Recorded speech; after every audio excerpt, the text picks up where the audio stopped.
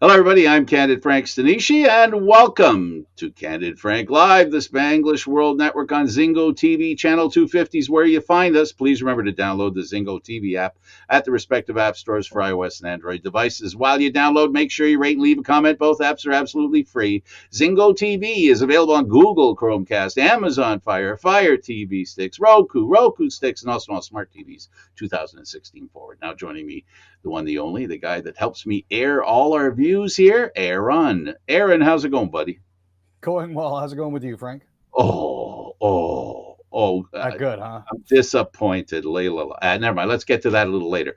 Let's start with the Canadian Football League, the Argos, Ticats injury report. Who's missing? Who might not play in that big game coming up Friday night? So, as everybody knows, the Argos and Ticats are going to go back at it head to head. For the Argonauts, Brandon Banks is out with a personal reason. He did not practice on Tuesday. Jerron Buskason is out with groin. Dejan Brissett is out with a hamstring. Notables also running back Andrew Harris is out with a wrist injury. He was limited, as well as Robert Priester. On the other side of the coin, we're looking at the Hamilton Ticats. Johnson, Saxonlid, White, Cross, Crawford, Van Zeel, Addison, Ternowski, whole bunch did not practice. Wow. But we'll look to see everything firm up on the Thursday, Well, on Thursday night. a lot of them took a lot of time to get up in that last game, so you never Yeah. know. So with the injuries that the Argos have, they brought in two players, they signed two new guys. Yeah. So they signed American defensive back Marcel Carnell the fourth and Canadian long snapper Max Latour. Carnell was with the Argos during the training camp this season, but was injured during camp. He spent some time with the Ticats before that.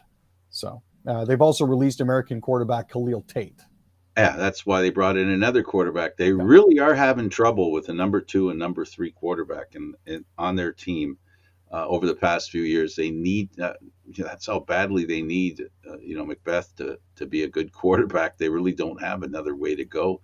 Not with somebody who has some experience. As we know, Kelly joined the team this year.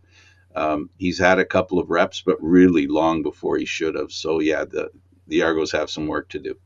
The Rough They really Riders, do. Elks injury reports. So we're looking at Tommy Bringy, Nicholas Diley, a couple others didn't practice. Robertson was limited in his time, as well as Kenny LaFrance and Lanier. On the other side of the coin, the Edmonton Elks, most of their players are actually back now, believe it or not. Uh-huh. The only one who didn't practice was Steve Nilsson, and he's out with an illness, unspecified. Stamps Lions injury report. So most of their players are finally coming back. The only ones who still haven't are Charlie Power and Julian Good Jones, as well as Jameer Thurman. Those three are out with a knee, an illness, and a shoulder injury, respectively. On the other side of the coin, the BC Lions are actually looking relatively healthy. Neville, Tahuma, and White didn't practice for them. Fox is back full, as well as Keon Hatcher and Ben Playdick. So we'll see how that works out for them. And Kadeem Carey can play. Yes. Thank goodness for that. Yes, we love that guy. He's awesome. Tiger Cats bringing back Canadian linebacker Miles Manalo. So they've signed him again. He spent the training camp with the Ticats in this season. He played 3 games for the Ticats in 2021 after being selected in the 6th round of 2021. So glad to see him getting some more reps and back in the rotation for them. Good. I got my camera working. At least not my camera. I got my view of you because I see your charming face. It just enlightens me and makes me do a better job on the show. I got to tell you. There's a report that the Stamps Trey Robinson out for the season. That's a ouchie. Yeah, Dave Dickinson has actually reported to CHQR's Mark Steven that Roberson had undergone season-ending knee surgery. He left the Week 8 loss to the Winnipeg Blue Bombers and was put on the team's 6-game injured list the following week. He had 17 tackles and an interception through 5 games so far this season. But looks like Deontay Ruffin started in his place last week in their 17-3 win over the Red Blacks. We'll have to see where this goes for him. Hopefully, he'll recover fully in time for next season. And the racket not run by 45. Tennis being played in Canada. Andrescu earns a thrilling first round win. Yeah, so she won over Daria Kazatkina It was a 7-6, 6-4 victory in her opening round match. Now, she won the event in 2019 before winning the U.S. Open title. She's had a few injury issues since then, as well as taking a mental break. She'll be playing Alizé Cornet of France in the second round. Yeah, physical and mental pressure. She, young body, not much experience, wins a couple of championships. Man, it's hard to to add to that. That's a lot of pressure and a lot of people tugging on her. That's got to be really hard. Uh, Layla Fernandez, and of course Andrescu won a doubles match. Andrescu lost. Layla lost. Fernandez lost earlier her singles match, but they got together and won a doubles. It was Fernandez and Fernandez actually. So, Oh, okay. but they played well together, so they're going to be moving on. But yeah, Haddad Maya unfortunately beat her 7-6, 6-1 on Wednesday afternoon. Actually, just not that long ago. So Let's talk about the round ball, the little round ball, the Blue Jays. They get a wild triple play was overturned. How often you get a triple play and then having it overturned? It was really, really close, though. I have to be honest with you. Based on the slow motion footage that I saw, Whit Merrifield's catch, as far as I'm concerned, there wasn't enough video evidence to get that overturned. But what happened was he caught it, and then they caught the Orioles napping and sent the ball around the horn to get the second and third outs at second and first base. But the Orioles requested a review, and the umpires overturned it. Unfortunately, that didn't help the Blue Jays cause it all. They ended up losing 6-5, but it was a great looking play. They have a losing record against the Orioles now. Yeah, for some reason, one of the worst teams in Major League Baseball seems to have our number, and I'm not sure how that works. Well, they're not the worst team anymore, Aaron. Uh, They're looking like a team that could make a run for the wild card if they sweep the Jays here in this series. And then they're playing. I think they're playing 9 or 10 games against them. So in this short while, so things could change. The Jays desperate for a bat or a fielder. I don't know which, but they signed Jackie Bradley. yeah, a lot of people were saying, well, what does this mean for George Springer? Personally, I'm thinking this is more of a depth signing than anything else. He's had a rough season so far this year. He's been in the press a lot, but not for anything good. His average is 210, 257, and 321 with 3 home runs in 91 games, which is well off his usual production. Now, Boston released him on August 4th when they were coming up on the trade deadline because of some other players that they picked up. But the Jays were happy to pick him up. So, I mean, they had to do something. They were in last place at that point. This may be the spark that Boston needs. I doubt it, but you never know. Manager Tony, no, not Tony. Manager Avila of the Tigers, I guess, used up his ninth life. Yeah, it's been a rough haul for Al. This is his 7th year as a manager, his 22nd with the team. But they announced today that he was gone. I mean, it's hard. The last time the Tigers made the playoffs was in 2014, which, if memory serves, was the year before Avila actually took over. So it's been a rough go for them, to say the least. There has to be a lot of concern at Hockey Canada when you hire the new guy in charge as a lawyer, and it seems that's the only reason he's in charge. That's not a good sign, Aaron. I think that might be a consciousness of guilt. Well, at this point, the lawyer that they've hired, Andrea Skinner, is in as an interim chair of its board of directors. I don't anticipate Andrea to be there for the long haul, but at least long enough to see them through the crisis before they hire another old white guy to take over again on the board of directors, which seems to be the trend. So we'll have to see if this change actually becomes something permanent, or if this is just a little bit of window dressing. It's slightly cynical of me to say that, but it just feels like they're not really doing anything right, and there's a lot of lip service being paid here, but not a lot of action. I don't know, folks, if you noticed, Aaron's really hard on people who are in that situation. I won't argue with him on this point because there's nothing to argue about. You hire a lawyer to watch over your organization. it's not a good look. But it's a necessity, right? Like I said, it's an admission of wrongdoing, in my opinion, because now you got somebody in charge who understands the law. Wow. Usually, you have a person in charge of a hockey operation who knows hockey, but apparently they didn't know enough about the law. IHF World Juniors, day one of World Juniors features shockingly low attendance. I'm looking at a picture of the arena during one of the opening games today, and you're lucky if there's 100 people in the arena. The attendance has not been spectacular. Ticket sales have been slow. It is in the middle of August, so I can partially understand that. But at the same time, it's not a good look. I know that the IAHF promised to put on all of the tournaments that they possibly could. It just seemed that there were more guys with clipboards in the stands than there were people waving flags. So that's a consideration. I heard a lot of people were there for a lacrosse game and were disappointed that there was a hockey game. Wrong city.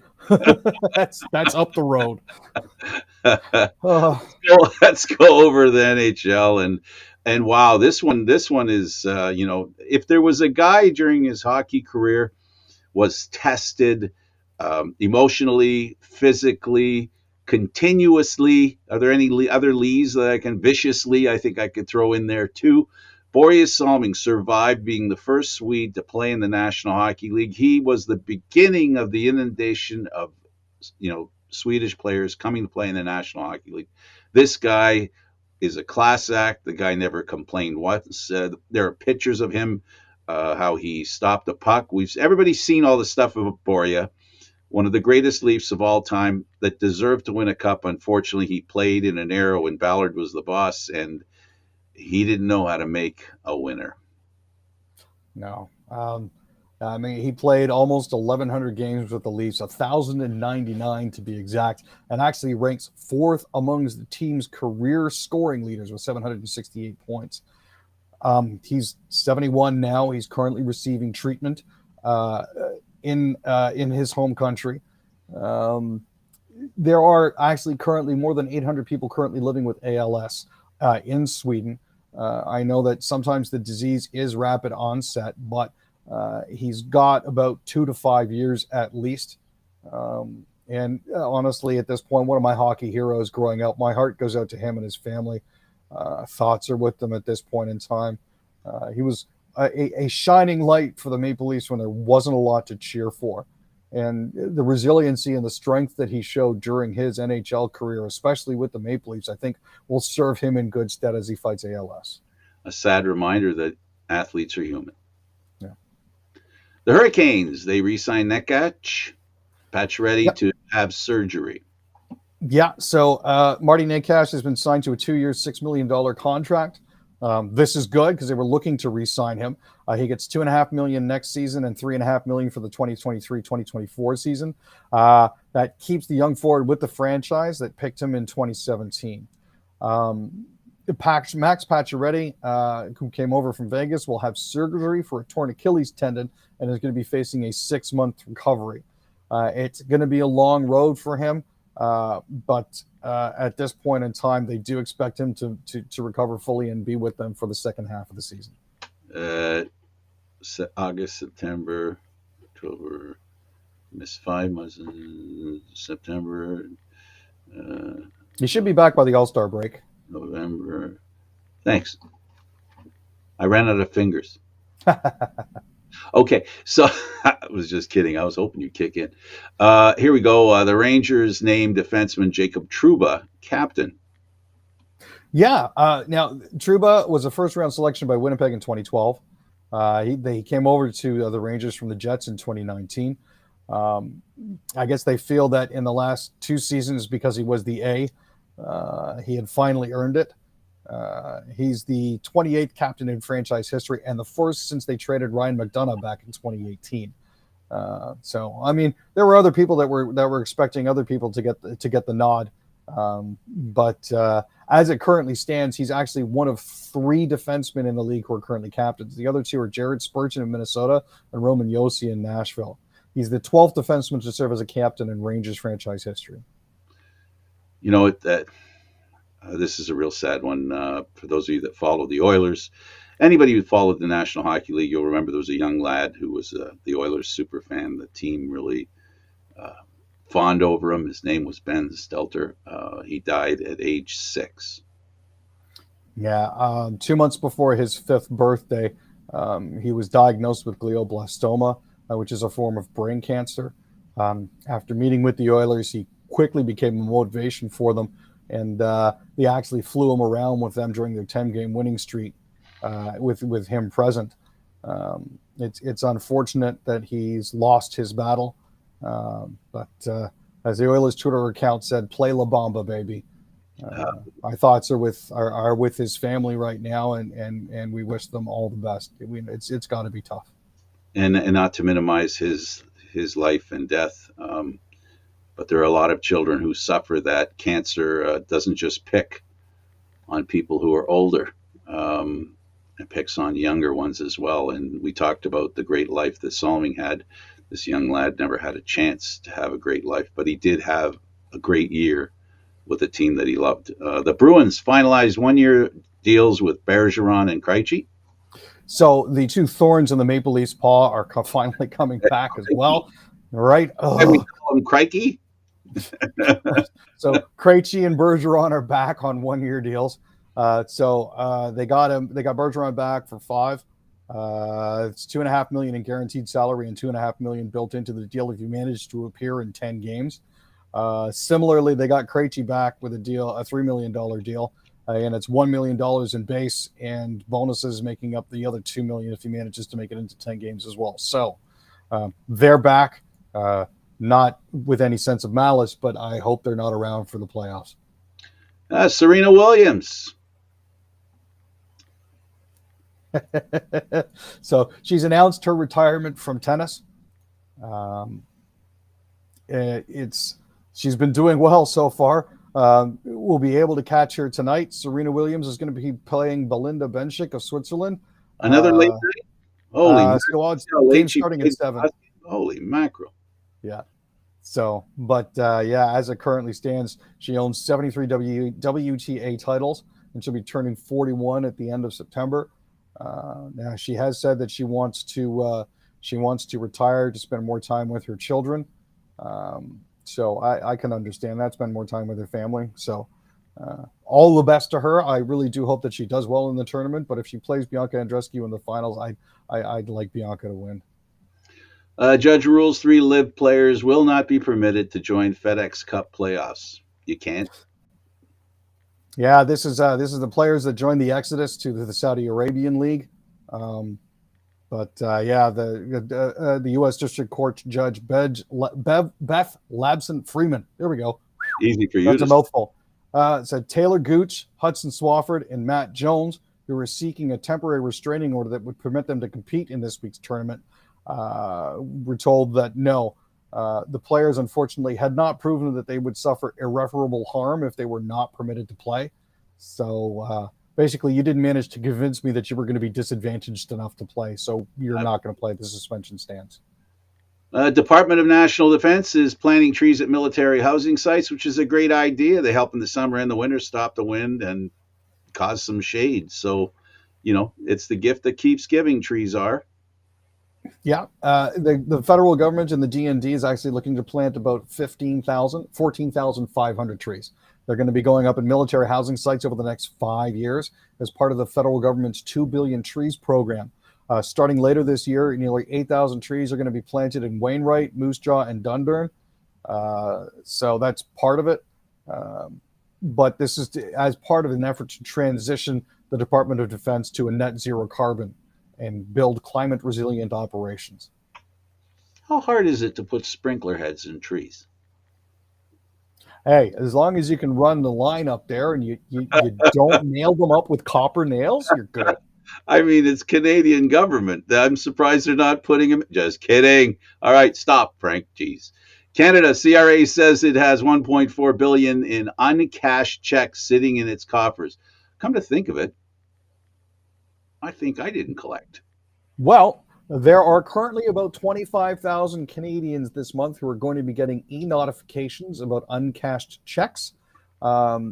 Basically, they're doing a notification later this month. There's also going to be a notification period in November, followed by another 25,000 in May of 2023. This is part of the CRA campaign that they launched in February 2020 to get Canadians to cash their checks. So far, they've managed to give $800 million back. Now, you can check to see if you have uncashed payments by logging into or signing up for an online Canada Revenue Agency account. It's easy to do. You can sign in through a secondary supporter. So if you've got banking with RBC, TD, CIBC, BNS, you can log in that way.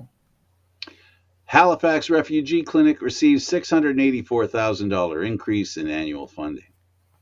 So this is good news, obviously. There's a medical clinic in Halifax for refugees, and the province is going to be funding that on a long-term and sustainable footing. That's called the Newcomer Health Clinic. And Nova Scotia, because they're seeing a regular increase in refugees and immigrants, actually needs that. This funding was included in the 2022-2023 provincial budget, and will bring the total annual budget for the clinic to more than $1 million, which is really good news. It's preventative and primary care. This one raises an eyebrow. Senegalese diplomat arrested by Quebec police owed his former landlord more than 45 grand. This is a part of a developing story that we missed including on Monday, where the Senegalese embassy complained that one of their diplomats had been brutalized by Quebec police.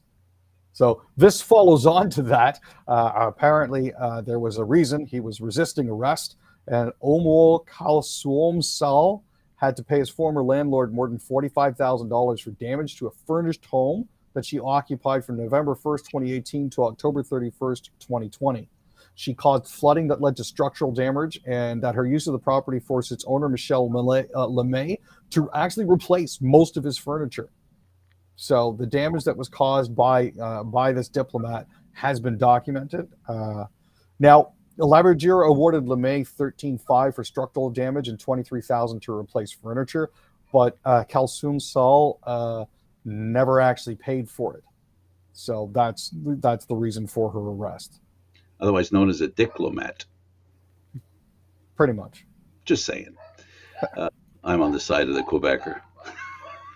GO Transit workers vote 93% in favor of strike if no deal is reached.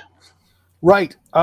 So there's approximately 2,200 GO Transit bus operators, station attendants, plant and fleet maintenance workers, transit safety officers, and office professionals who are currently unionized. This is under Amalgamated Transit Union Local 1587. Now, they actually voted 93% in favor of going on a strike.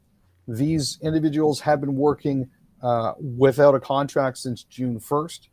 For those of you who've been going downtown, you may have heard about strike action and picket lines and picketing going on at the bus station on Bay down by Union Station. That's all part of what this is. Amalgamated Transit Union is saying that Metrolinx has been negotiating in bad faith and stonewalling since they started trying to negotiate back in April. So the progressive conservatives are rolling the dice. Apparently, the Polaire divide means Ontario MP preferred by Frenchmen, by conservatives, but not Canadians. Yeah, so that would be, as I call him, PD Short Pants or Pierre Poilievre. He is currently polling as the heavy favorite to be the next Conservative Party leader, but when it comes to Canada as a whole, he's behind Jean Charest. So I don't know if that tells you about his possibilities of success, but if we were to vote Conservative, we would prefer Jean Charest over Pierre Poilievre. So that's like in the National Hockey League being voted Player of the Year second to Bobby Orr. Right? And by that I mean Bobby Orr doesn't play anymore. Another thing, I watched a video. Olivia Newton-John never struck me as someone to do something like this.